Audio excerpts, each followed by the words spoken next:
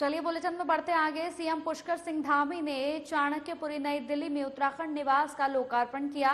कार्यक्रम में भाजपा प्रदेश अध्यक्ष महेंद्र भट्ट, कैबिनेट मंत्री गणेश जोशी, प्रेमचंद अग्रवाल, धन सिंह रावत, सांसद अजय भट्ट, माला राज्य लक्ष्मी शाह, त्रिवेंद्र सिंह रावत, मुख्य सचिव राधा रतूड़ी, सेवानिवृत्त न्यायाधीश रंजना देसाई भी मौजूद रहे। आइए अब सीधा आपको लिए चलते हैं चाणक्यपुरी नई दिल्ली, जहां सीएम पुष्कर सिंह धामी कार्यक्रम में उपस्थित गणमान्य व्यक्तियों को संबोधित कर रहे हैं। जल्दी स्वस्थ हूँ। भाइयों बहनों, आज राजधानी में नवनिर्मित हमारे राज्य अतिथि गृह उत्तराखंड निवास के लोकार्पण के अवसर पर सभी महानुभावों का मंचासीन, चूंकि सबकी बात भी हम सुनते, लेकिन चूंकि समयाभाव है, इस कारण से मैं अपनी तरफ से आप सबका स्वागत करता हूं। हमारे सभी विधायकगण आए हैं, मैं देख रहा हूं काफ़ी सारे लोग आए हैं, वरिष्ठ लोग हैं, पीछे भी बैठे हुए हैं आदरणीय विधायकगण। थोड़ा जगह भी कंजेस्टेड हो गई है, लेकिन उसके बावजूद भी आप सब यहाँ पहुँचे हैं, इसलिए मैं आप सभी का अपनी ओर से अभिनंदन करता हूँ। और हम सब लोगों के लिए आज ये बहुत ही ऐतिहासिक पल है कि इसके हम साक्षी बन रहे हैं। लंबे समय से हम सबको प्रतीक्षा थी कि उत्तराखंड निवास हमारा बनकर तैयार हो, और ये उत्तराखंड निवास के लोकार्पण के साथ ही दिल्ली को देश का दिल कहा जाता है। और जैसा राधा जी ने बताया यहाँ पर, मुख्य सचिव जी ने, कि ये जो हमारा निवास निर्मित हुआ है, इसमें राज्य की संस्कृति है, लोक कला है, वास्तुकला है।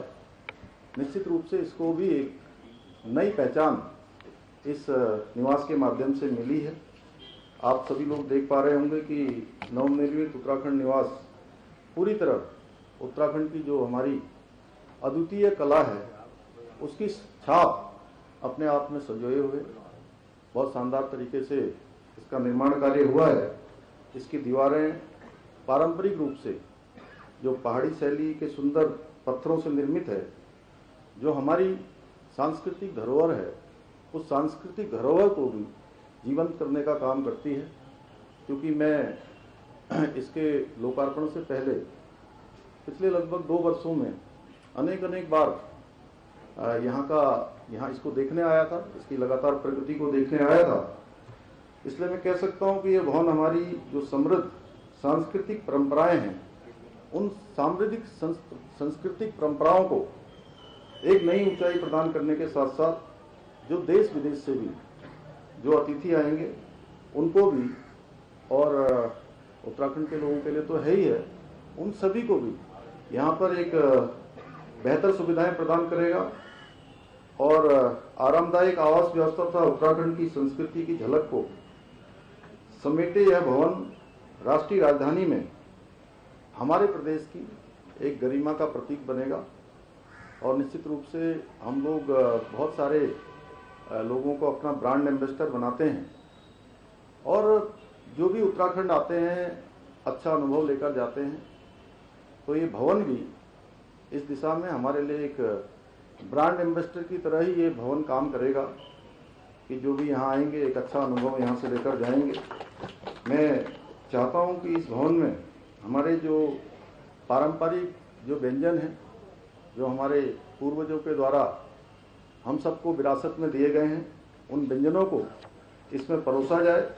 साथ ही हमारे प्रधानमंत्री जी के नेतृत्व में जो विश्व के अंदर श्री अन्न का प्रचार प्रसार हुआ है, और पूरे विश्व ने ये माना है कि श्री अन्न हमारे लिए स्वास्थ्य की दृष्टि से भी बहुत ही उत्तम होता है। तो श्री अन्न उत्पादों और जैविक उत्पादों की बिक्री के लिए भी यहाँ पर एक विशेष काउंटर की व्यवस्था हो। इसके अलावा जो हमारे उत्तराखंड की पहचान है, हम सब राधा जी ने जो धारण की है टोपी, हमारे प्रधानमंत्री जी ने 26 जनवरी 2022 को 26 जनवरी के दिन इसको धारण किया था, और उसके बाद से पूरे देश दुनिया में इसको मान्यता मिली है। तो ये टोपी है, हमारा पिछोड़ा है, शाल है, जैकेट है, जो भी हमारे यहाँ के मुंशियारी के या उधर मलारी से उत्तरकाशी में अनेक स्थान चलिए बढ़ते हैं आगे। नैनीताल के डीएसबी के छात्र छात्राओं ने छात्र संघ चुनाव कराने के लिए कुमाऊं विश्वविद्यालय के अधिकारियों को घेरना शुरू कर दिया है। छात्र नेताओं का कहना है कि सरकार और विश्वविद्यालय प्रशासन जानबूझकर चुनाव में लीपापोती कर रहे हैं। बता दें कि पूरा उत्तराखंड में छात्र संघ चुनाव अभी तक न होने से छात्र नेताओं में भारी नाराजगी है, जबकि विश्वविद्यालय प्रशासन का कहना है कि उन्होंने सरकार को छात्रों की मांग से रूबरू करा दिया है। और दूसरी ओर हाईकोर्ट ने भी छात्र संघ चुनाव को लेकर कुछ दिशा निर्देश दिए हैं, उसका भी पालन करना ही होगा। सभी संभावित छात्र नेता प्रत्याशी ने कुमाऊं विश्वविद्यालय और डीएसबी कॉलेज परिसर के वरिष्ठ अधिकारियों से अपनी मांग को पूरी यहां पर करने का दबाव बनाया है। छात्र नेता आशीष कबरवाल ने कहा कि संभावित छात्र नेता अनशन धरने पर बैठ गए हैं और वो धरने से तभी उठेंगे जब कुछ पॉजिटिव रिजल्ट सामने आएगा। उन्होंने कहा कि 22 विद्यालय हैं जो कुमाऊं में है और यहां तक पूरे उत्तराखंड में चुनाव नहीं हो रहे हैं। सरकार और विश्वविद्यालय जानबूझकर चुनाव नहीं कराना चाहते हैं।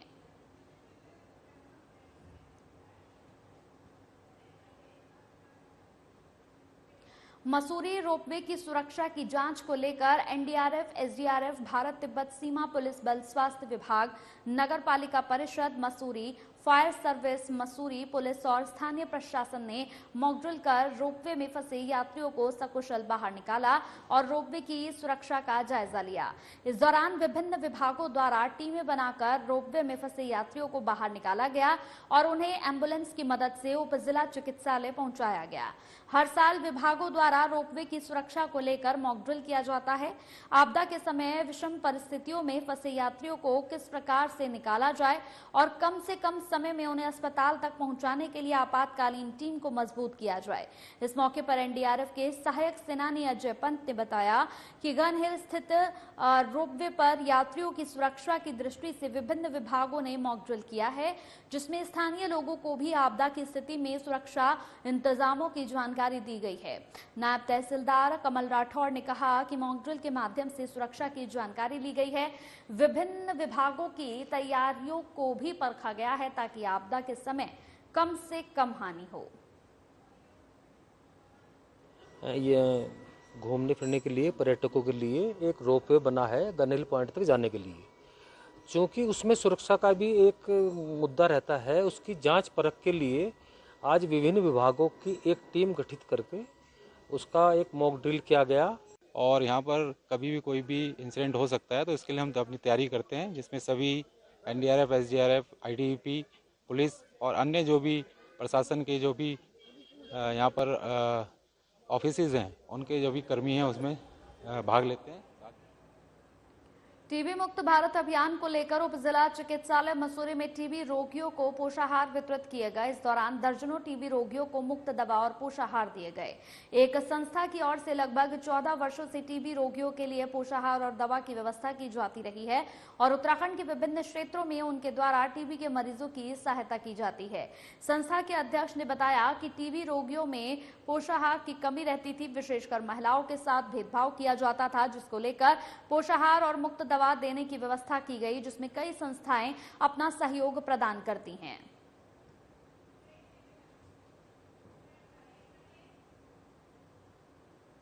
यह वक्त है एक छोटे से ब्रेक का, जल्द हाजिर होंगे कुछ और खबरों के साथ, आप बने रहिए।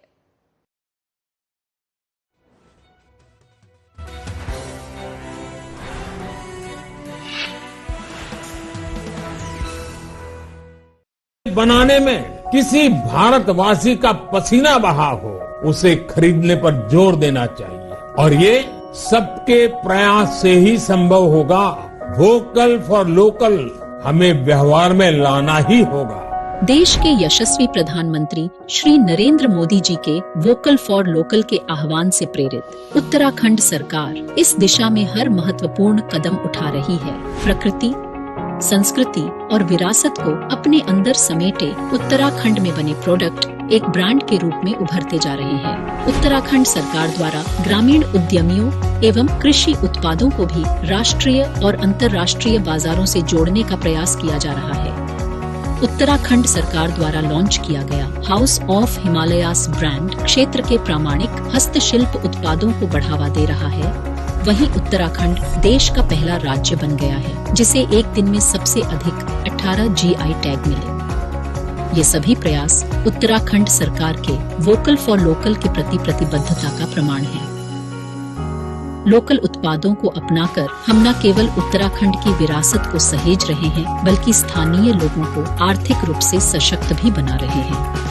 आइए इस त्योहार स्थानीय उत्पादों को अपनाकर उत्तराखंड की प्रगति में अपना योगदान दें और साथ मिलकर एक आत्मनिर्भर और समृद्ध उत्तराखंड बनाएं।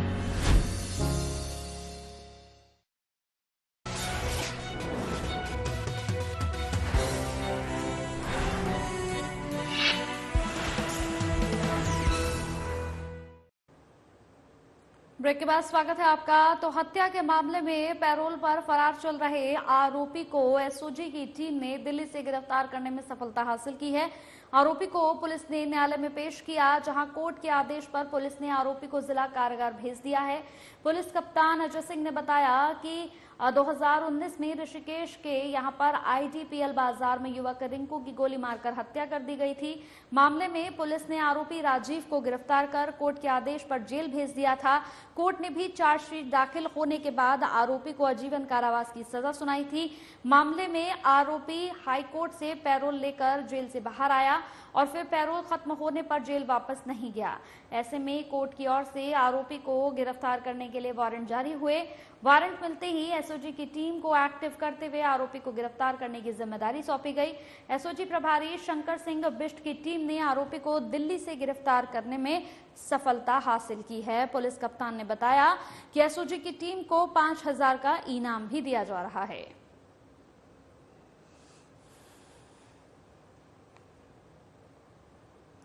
जनपद पौड़ी के यमकेश्वर क्षेत्र से संदिग्ध परिस्थितियों में लापता हुए युवक को ऑपरेशन इस्माइल देहरादून की टीम ने सकुशल बरामद कर लिया है। युवक ऋषिकेश के निकट श्यामपुर फाटक से बरामद हुआ। युवक के मानसिक रूप से कमजोर होने की जानकारी मिली है। बेटे को देखते ही उसकी मां भावुक हो गई और अपने बेटे को रोते हुए गले से लगा लिया। मां ने बेटे को तलाश करने वाली टीम का आभार व्यक्त किया है। कोतवाल राजेंद्र सिंह खोलिया ने बताया कि यमकेश्वर निवासी अंकित जोशी 25 अक्टूबर 2024 को घर से संबंधित परिस्थितियों में लापता हो गया था। यहां पर इसकी सूचना लक्ष्मण झूला थाना पुलिस को दी गई। पुलिस लगातार अंकित को तलाशने की कोशिश कर रही थी। इस दौरान ऑपरेशन इस्माइल की टीम को भी अंकित को तलाशने की जिम्मेदारी मिली। इसी कड़ी में श्यामपुर फाटक के निकट ऑपरेशन इस्माइल देहरादून की टीम ने अंकित को सकुशल बरामद करने में सफलता हासिल की।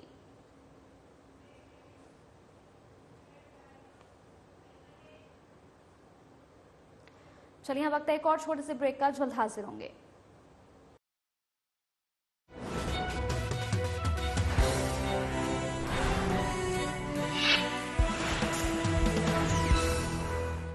भारत माता की सुरक्षा में जिन सपूतों ने लहू बहाया है, उनके आश्रितों का दायित्व धामी सरकार ने उठाया है। मुख्यमंत्री पुष्कर सिंह धामी ने लिया है शहीदों के परिजनों को स्वावलंबी एवं आर्थिक तौर पर सबल बनाने का संकल्प, जिसके तहत सैनिक कल्याण की दिशा में कई प्रभावशाली एवं ऐतिहासिक निर्णय लिए गए हैं। सबसे पहले तो शहीद के परिवारों को मिलने वाली अनुदान राशि को बढ़ाया गया है, जिसके चलते अब बलिदानियों के आश्रितों को 10 नहीं बल्कि सरकार द्वारा 50 लाख की वित्तीय मदद दी जाएगी। इसके अलावा शहीदों के आश्रितों को सरकारी विभागों में नियुक्ति दी जाएगी। यही नहीं, सरकारी नौकरी के लिए आवेदन करने की समय सीमा को भी 2 साल से बढ़ाकर 5 साल किया गया है। मैं किरण रतूड़ी, शहीद श्री राकेश चंद्र रतूड़ी जी की पुत्री, मुख्यमंत्री श्री पुष्कर सिंह धामी जी का आभार व्यक्त करती हूँ, क्योंकि उनकी सरकार ने कहीं पर भी हमें अकेला नहीं पड़ने दिया।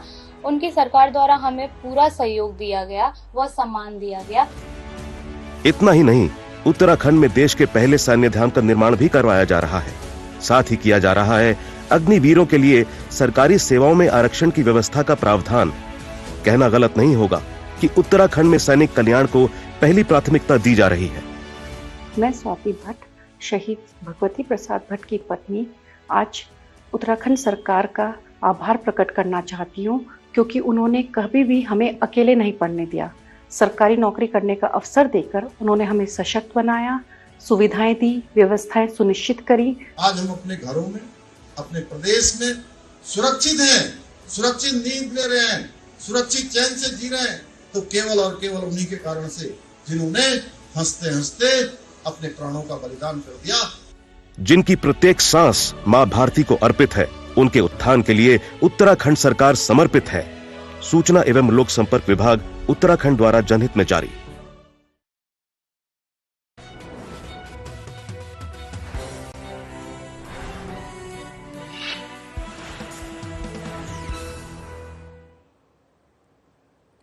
ब्रेक के बाद स्वागत है आपका। रामनगर के ग्राम ढिकुली में फिर एक महिला को बाघ ने मौत के घाट उतार दिया। बाघ की दस्तक को लेकर ग्रामीणों में दहशत का माहौल बना हुआ है। बता दें कि बाघ महिला को जंगल घसीटता हुआ ले गया। कौशल्या रावत निवासी ढिकुली कॉर्बेट में जंगल में लकड़ी बिनने के लिए गई हुई थी। इसी दौरान बाघ ने महिला पर हमला कर दिया। जब ग्रामीणों और यहां पर कॉर्बेट कर्मियों ने महिला की काफी खोजबीन की तो महिला का शव सड़क से 3 यहाँ पर किलोमीटर अंदर जंगल में मिला। जंगल से महिला का शव बरामद कर लिया गया है। पार्क के डिप्टी डायरेक्टर राहुल मिश्रा ने बताया कि महिला 3 अन्य महिलाओं के साथ जंगल गई थी। शव को पोस्टमार्टम के लिए रामनगर सरकारी अस्पताल लाया गया है।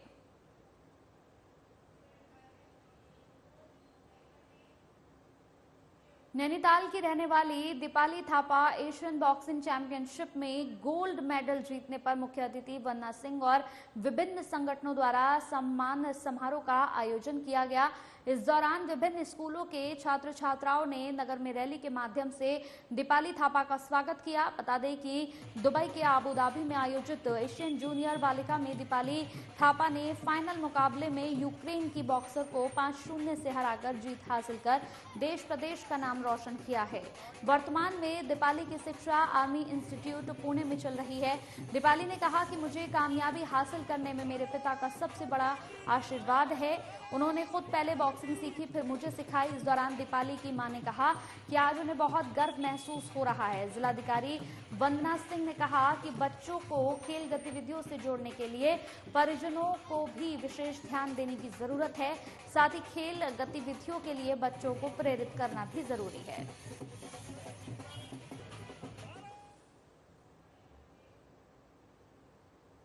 इस साल लोगों को ठंड का एहसास नवंबर के महीने में भी कम होगा। अक्टूबर का महीना भी साल 1951 के बाद सबसे ज्यादा गर्म 2024 में ही महसूस हुआ है। इसकी बड़ी वजह अक्टूबर के महीने में बारिश का नहीं होना माना जा रहा है।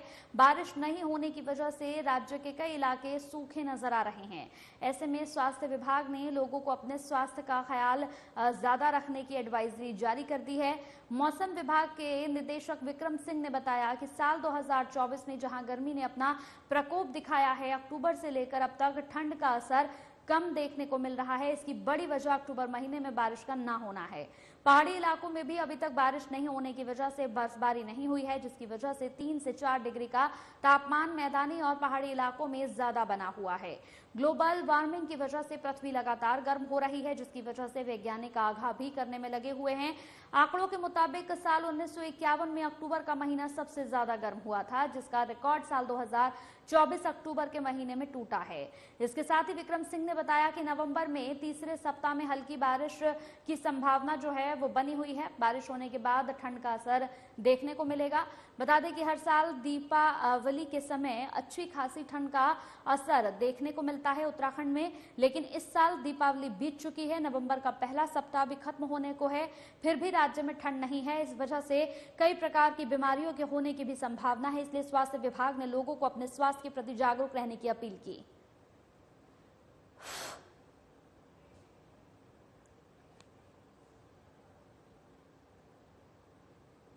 चलिए यहाँ रुकते हैं एक छोटे से ब्रेक के लिए, जल्द हाजिर होंगे।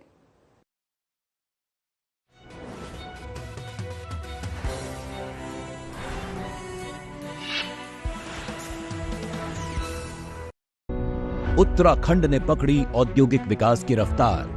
नए औद्योगिक क्षेत्रों के विस्तार से आएगा निवेश, बढ़ेगा रोजगार। प्रधानमंत्री श्री नरेंद्र मोदी के मार्गदर्शन और मुख्यमंत्री पुष्कर सिंह धामी की दूरदर्शी सोच के चलते प्रदेश में उद्योगों के लिए अनुकूल माहौल तैयार किया गया है।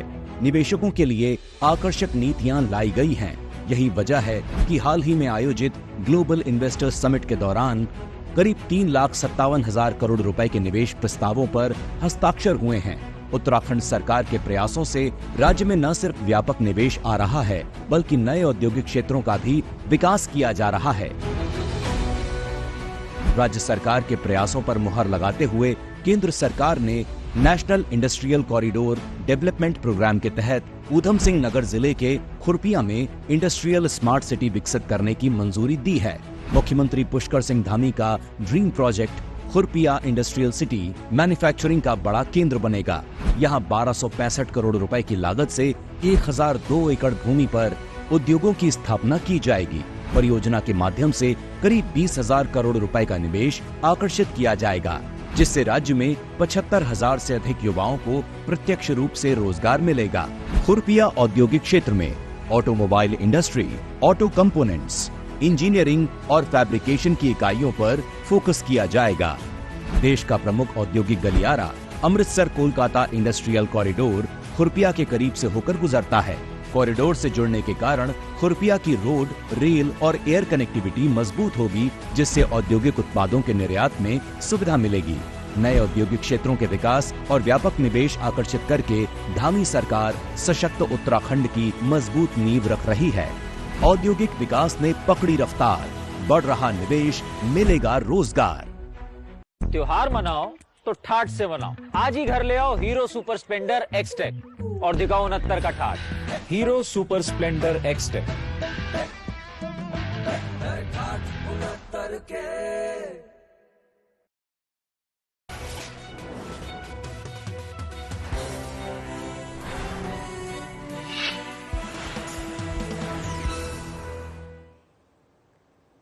ब्रेक के बाद स्वागत है आपका। तो चलिए इस वक्त की बड़ी खबर का रुख कर लेते हैं। अवैध निर्माण को लेकर आवास मंत्री क्रोध में हैं। बड़ी खबर इस वक्त की आपको बता दें कि अवैध निर्माण होने से एमडीडीए के राजस्व को नुकसान हो रहा है। राजस्व के नुकसान से एमडीडीए से नहीं हो रहे हैं विकास कार्य। बड़ी खबर, स्वीकृत मानचित्र के अनुसार ही करें निर्माण कार्य। आवास से स्वीकृत मानचित्रों के अनुसार ही आवास निर्माण किया जाए। व्यावसायिक निर्माण को लेकर एमडीडीए से कराए व्यावसायिक मानचित्र स्वीकृत। सहायक अभियंता शशांक को दिए अवैध निर्माणों पर कड़ी कार्रवाई के निर्देश। अवैध निर्माणों की सूची आवास मंत्री ने तलब की है। अवैध निर्माणों पर कार्रवाई के दौरान सिफारिशों को दरकिनार करें। सीलिंग हुई बिल्डिंगों पर किसी भी तरह का कोई निर्माण कार्य न हो। कंपाउंड की पूरी औपचारिकताएं होने के बाद ही निर्माण कार्य हो।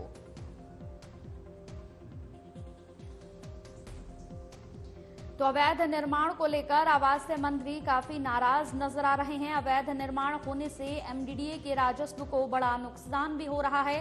राजस्व के नुकसान से एमडीडीए से किसी भी तरह का कोई विकास कार्य नहीं होगा। स्वीकृत मानचित्र के अनुसार ही निर्माण कार्य किया जाएगा।